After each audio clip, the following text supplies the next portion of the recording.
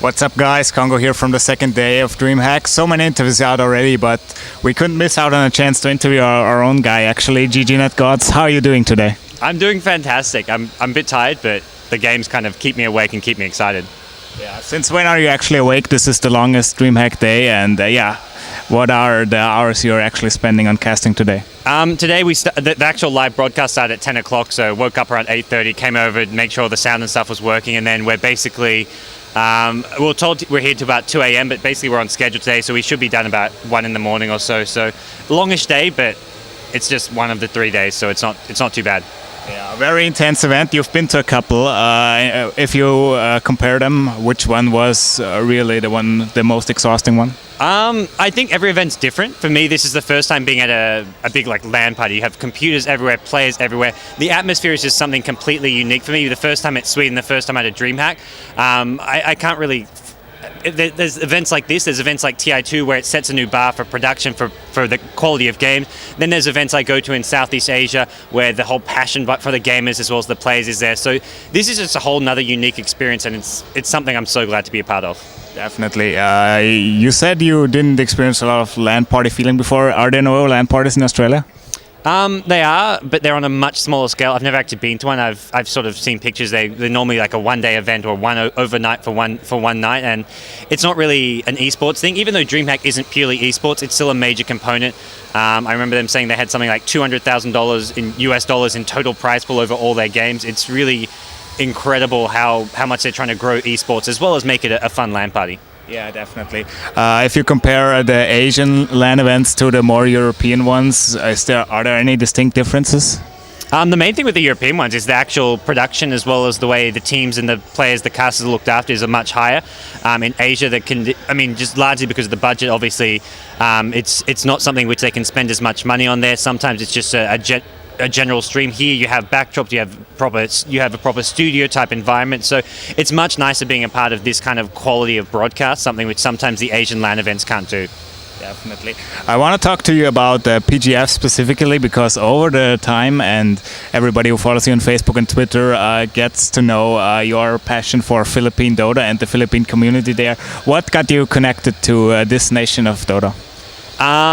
It was probably the nation that reacted best to my casting. When I just started commentating with Dota 1, the Philippines teams, they just were so passionate about it. Whenever I was streaming a match just online on Twitch TV, they were the ones who were getting most involved in the chat. They were the ones who were following me on Facebook. My Facebook, if you look at the stats, probably about 85 to 90% of my followers, they're from the Philippines. So it's just a country where they're passionate about Dota. They live Dota, they breathe Dota. You go there at PGF, it was, to me, the most explosive crowd I've ever been a part of. TI2 was amazing. It was a really fantastic crowd, but it's just something different being in the Philippines there, because everyone is just a crazy intense game and just loves Dota. Yeah, I wish I could have attended the PGF one as well. I remember your first LAN event that you casted at. It was ESTC. You've come a long way since then. If you remember back to ESTC, what made you better? Where did you improve and stuff? It's honestly, that LAN event holds like a special place to me. It's something so memorable. I can remember every little detail. From the first day, they put me up near the main stage. I was actually over with some of the crew area, and I was commentating right next to a giant speaker. And this was not just a Dota 2 event. This was a pure gaming convention. They had music stage. I could not hear a thing. I lost my voice in about, I would say, 30 minutes, because I was screaming over the music on stage. All the music was obviously going through in the stream. I was just producing a pretty amateur level broadcast. I was still very new as a commentator. So the entire thing, looking back, I laugh at how new I was, how I had no idea what I was doing. After the first day, I moved away to the play areas, a bit quieter. But to me, that LAN event was meeting all the players for the first time, having a fantastic time, and I don't know. It was just I've improved so much since then. I think I look back on one or two of the VODs from that tournament and just have to kind of laugh at how clueless I was, and I feel like I'm no longer quite as naive, and I actually understand what it is to be a caster now. Well, a very nice analysis there. What did I want to ask you? Why Dota casting? Why not? I don't know. I think I guess I've been casting for, I want to say it's over a year now. For a long time, I've been casting for under a year, which compared to most people is not long at all. I know most of the other prominent casts have been doing this for 5-6 years. Obviously, some of the new ones coming up, like LD, has been doing it for less than a year, like myself. But one day, commentated a game. I saw how someone explained how easy it is to an expert, so I said, yeah, sure, I'll do that. I did it a few more times. It was you were the one who read my application for GoDz Gamers. Of course, yeah. I still remember probably quite well my first conversation with you on Skype. I was like, oh, GoDz Gamers actually want me to work with them? Okay, fantastic, I can do this. And then I casted some European Dota 1 matches at like 2 or 3 in the morning, and I just kept doing it. I kept enjoying it. I had maybe 50 viewers. I didn't really give a shit. And 6 months later, I was actually kind of doing it more professionally. It kind of started after ESTC, where I really took it to a more professional level. Yeah, and the fan base around you kind of exploded. Like, I think circling around 20,000 likes on Facebook. Does that ever blow your mind?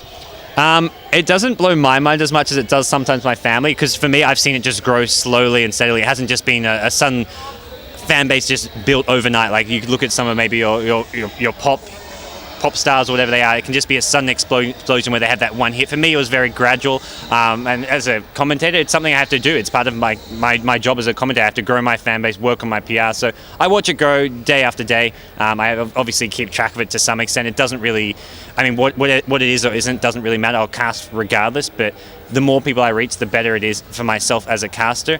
And yeah, that's for me. It doesn't blow my mind as much as it does my family. They still make fun of me. They kind of get on board with the whole thing. Like, they make comments on my fan page and just joke around about the fact that I have so many followers. I think in the Philippine gaming scene, you are kind of a pop star. Would you deny that, actually?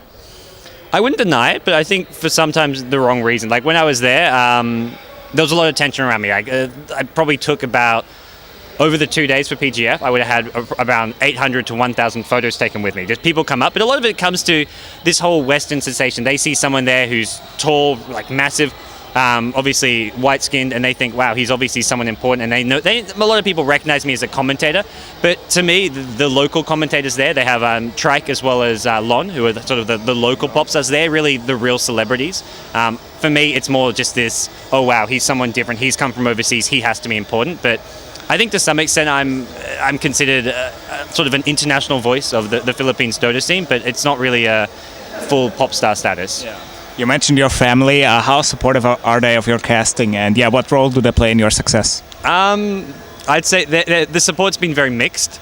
It's gone from, at first they didn't quite believe what I was doing. Then they kind of gradually got on board with it. They realized I was actually making some money off of it. It started off slowly, obviously. Casting the GEST, IDC was the first sort of professional term which I actually was not really making money off, but actually getting paid to cast. It was the first time I was making money. ESTC, I basically paid my own way, paid half my own ticket to get there.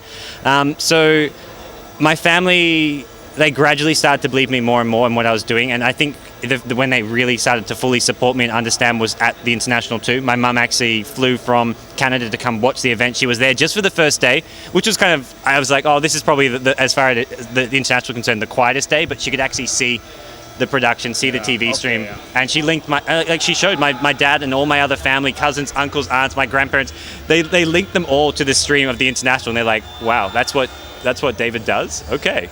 That's legit. Yeah, more than impressive, I've got to say. You've recently got involved with Gigabyte, actually earlier this year. Describe your cooperation with them. You got to do a lot of events for them. Yeah, how are they affecting your commentator life? Gigabyte are probably the one company to thank for my actual success, my popularity as a Dota commentator. They were the ones who made this sustainable for me. They were the first ones who had complete and utter trust in me and what I could do. And I mean, when I started casting the GST, I didn't really have a big fan base. It just grew. It grew because of that. And then now I'm just giving back by hosting more tournaments, the Gigabyte Dota Masters, whatever I can do.